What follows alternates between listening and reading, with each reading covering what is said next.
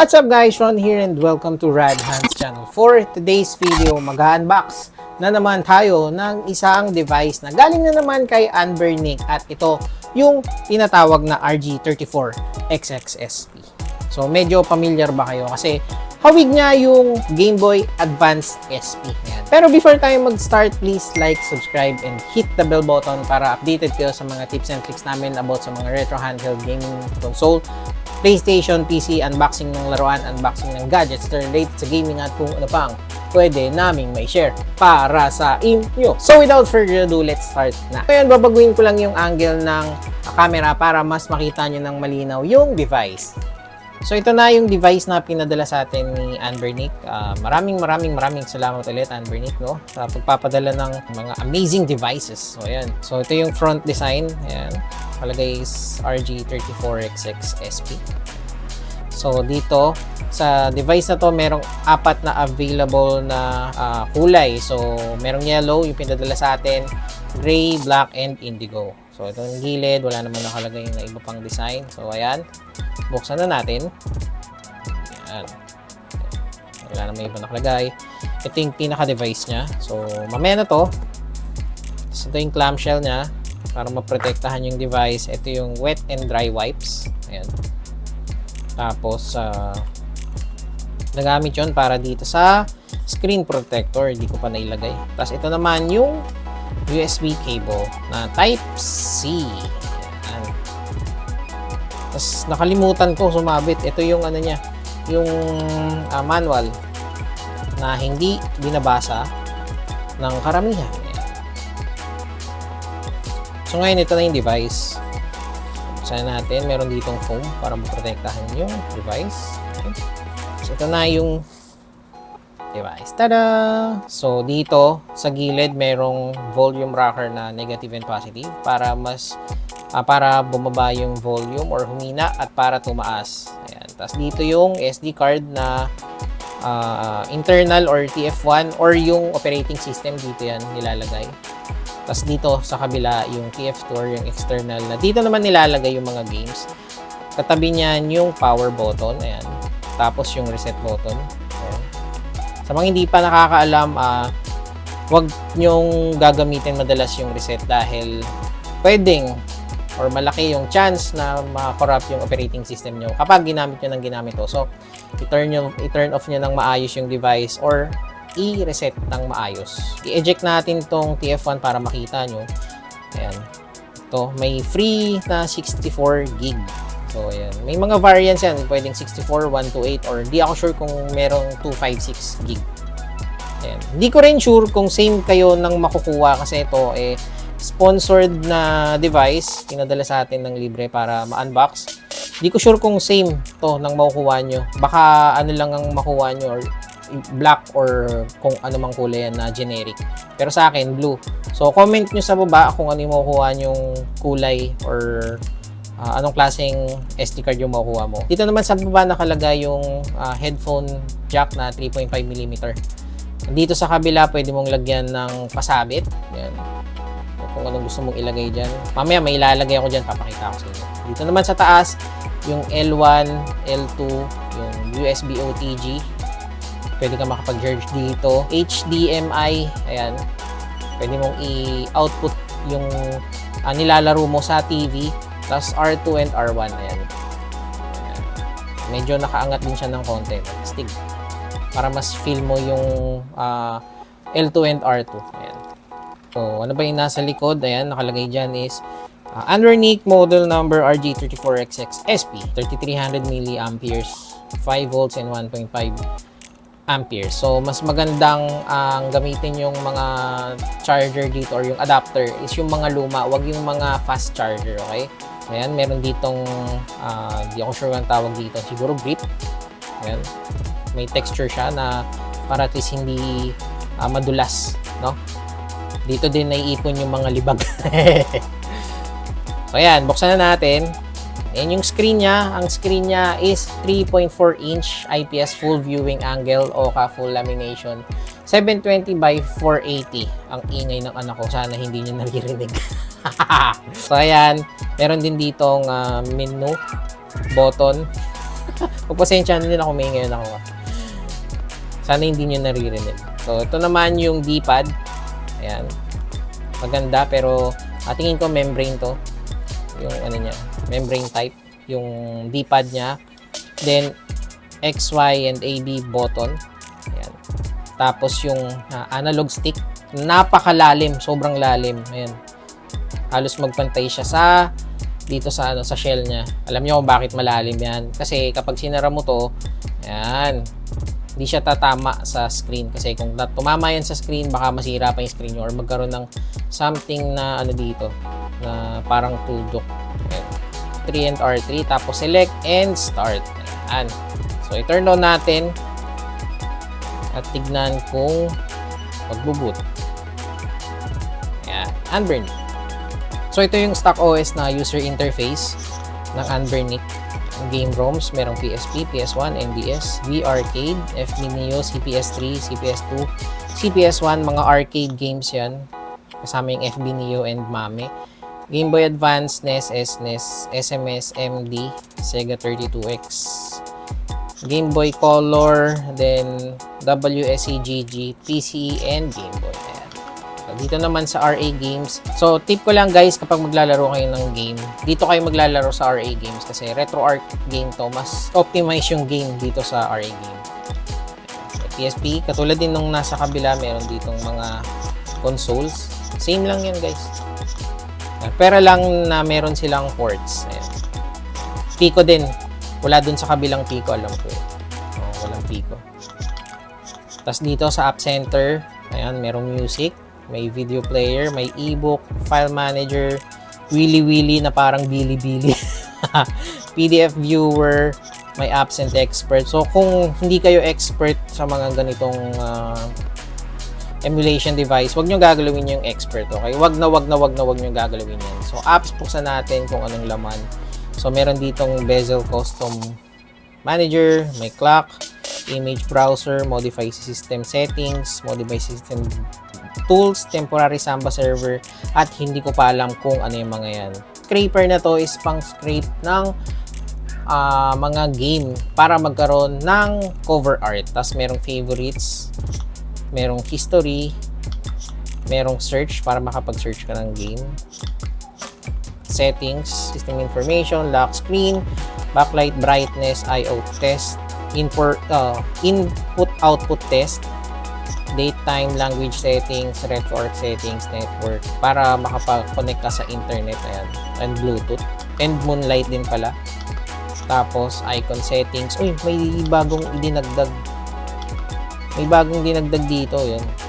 Hotspot settings. Galing ah. Tapos, icon settings, background settings, button sound, button custom, clearing record, standby mode, ayan, reboot, and shutdown. Ayan. So, ngayon, mag-try tayo ng game. Siguro, dalawang game. Breath of Fire. Ano ba maganda dito?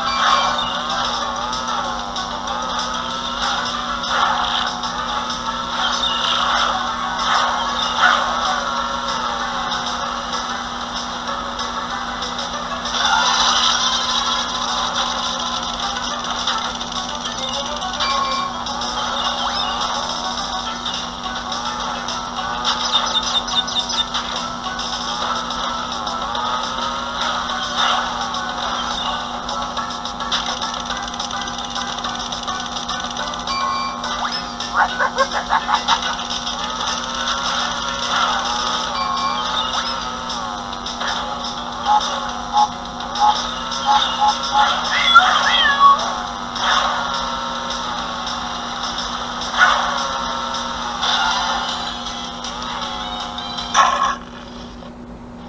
one. Fight.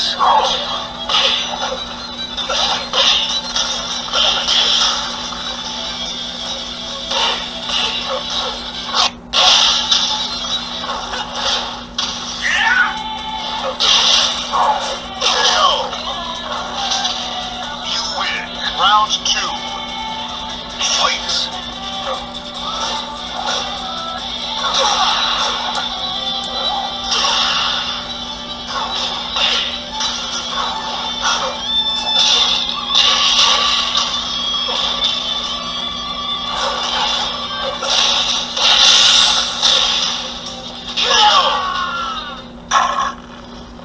Round one. Fight.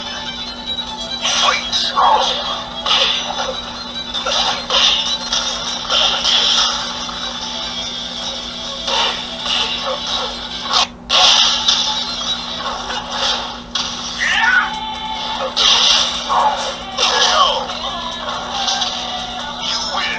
Round two. Fight.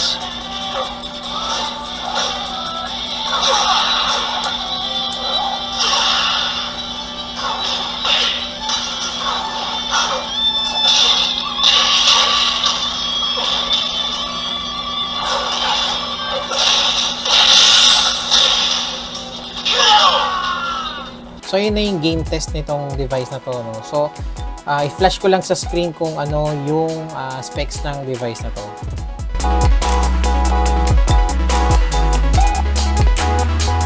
Ngayon naman dumako tayo sa comparison ng RG 34XX SP and RG 35XX SP. Ayan. So, ngayon kung makikita nyo dito sa panlabas na kaanyuan niya, ayan, mas maliit ng konti yung 34XX kasi nga 3.4 inch yung screen niya. So ayan, mas maliit siya ng konti. Pero dito naman sa taas niya hindi, pero dito lang sa width. Ayan. Mas malaki siya ng konti. Tapos ang pinagkaiba ng layout ng mga buttons is katulad dito sa likod, volume rocker lang. Ayan, maliit din yung volume rocker nito, pero nandito yung TF1 your operating system niya. Pagdating naman dito sa kabila, power button and reset, tapos dito yung TF2 or yung games. Pagdating dito sa baba sa 35XX, andito yung headphone jack, yung TF1 and TF2. Pagdating dito yung ano lang, yung 3.5mm headphone jack. Tapos wala nga ba, walang sabitan dito sa RG35XX, tapos dito meron. Ayan. Ito naman sa taas, ayan, pareho lang sila. Kahit yung button, pareho din ng layout. Tapos pagbukas mo naman, so una nyo makikita syempre dito sa 34XX is merong analog stick. Ayan. Syempre, mas okay itong 34XX dahil meron ng analog stick. Ayan. Pero kung gusto nyo yung vibe ng SP, Game Boy SP, ito yung pipiliin nyo syempre. Yun. Tsaka mas malaki nga lang yung screen nito.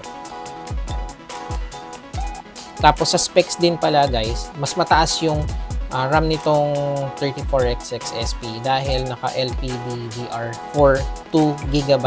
Pero dito, 1GB lang ang ginamit dito. So far sa laro, wala naman akong nakitang pagkakaiba sa performance nilang dalawa. Di pa sa ngayon, pero siguro titignan natin sa sunod na video, baka magkaroon ako ng comparison or magkakaroon ako ng in-depth comparison nitong dalawang to. At ngayon dumako naman tayo sa pros and cons ng device na to. So ngayon, unahin ko muna yung cons na napansin ko. Una kong nakita or napansin dito sa device na to is dahil maliit siya, malamang sa mga malalaki ang kamay, mangangalay agad yung kamay nyo dito. Katulad nung paglalaro ko kanina sa Tekken, ang hirap niyang pinutin guys. Ang liliit ng button. Tapos magkakatabi siya. Ayan. Tapos ako nakikita dito, ito, masyadong malalim. Parang hindi ako komportable na gamitin yung analog. O siguro hindi lang ako sanay. Ayan. Di ako komportable. Siguro, sanayan lang. Tapos, isa pang napansin ko din dito, katulad ng sinasabi ko doon sa 35XX SP na minsan kapag ginagamit ko tong L2 or R2 or L1 R1, minsan nape-press ko silang dalawa kung naglalaro kang or gagamitin mo to, minsan mape-press mo rin to, or pag pe-press mo yung L2 R2, minsan mape-press mo din yung L1 or R1. Tapos isa pang napansin ko dito is ayan, ito yung pinagkaiba pa pala nilang dalawa. Mas maganda yung battery ng 35XX kasi pwede mong tanggalin, or kapag nasira, mas madali mo matatanggal. Di katulad dito na pag nasira yung battery, tatanggalin mo pa yung apat na na bolts para mabuksan siya. And nakakatakot yun, guys. Lalo na sa mga baguhan. At ngayon sa pros naman, so unang-una na nagustuhan ko dito is yung colorway niya. Syempre, parang Pokemon. Ayan. Parang si Pikachu nga. Actually, yung ginawa akong accessory para dito, ito. Nailagay ko na yung yung tawag dito. Yung accessory na gusto ko ilagay, ito siya. Ayan. Nilagyan ko ng keychain na parang si Pikachu. Cool, right? Tapos meron pa akong ginawa dito, guys. Dami kong doon ginagawang kalokohan sa mga device eh. Turn on natin. Ayan, pakita ko sa inyo. Diba? Sakto. Saan ka pa? So, ang ginawa ko dito, nag-install ako ng Nali operating system. So, ayan. Nag-work naman siya. So, ayan. Yun nga lang, hindi gumagana yung dito. Yung analog stick. And kahit i-configure ko siya doon sa dito sa settings. Dito sa settings. Ayaw rin. Hindi siya nade-detect ng ng Nali operating system. So, maghintay lang tayo ng konting araw para magkaroon ng operating system para dito sa 34XX SP. So, isa pang nakita kong pros bukod sa maganda yung kulay niya is packetable siya. So, yan. Kasyang-kasya sa bulsa mo to. Tapos, sunod at yung last kong nakitang pros dito is meron siyang analog stick. Yan. Malaki kasi yung advantage, guys, kapag merong analog stick. So, ayan. So, final thoughts para dito sa RG34XX SP. No? So, magandang device siya. Mas powerful ng konting-konti lang sa mga predecessor nito na H700 quad-core kasi yung RAM niya is 2 GB.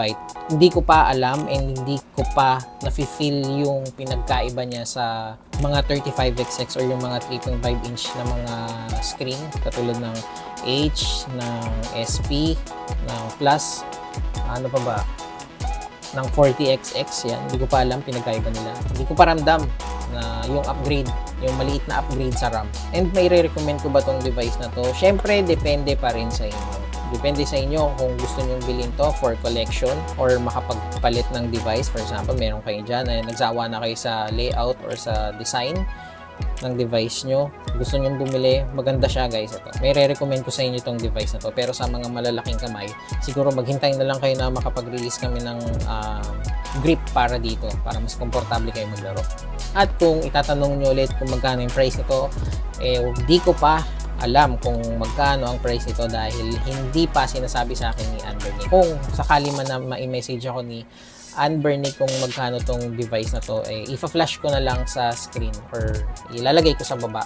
So ayun, guys, natapos na tayo sa unboxing and review ng RG34XX SP. At syempre, before tayo magtapos, please like, subscribe, and hit the bell button para updated kayo sa mga tips and tricks namin about sa mga retro handheld device, PlayStation, PC, unboxing ng laruan, unboxing ng gadgets na related sa gaming at kung ano pa ang pwede namin ma-share para sa inyo. Ito yun lang, guys. Maraming salamat. Paalam.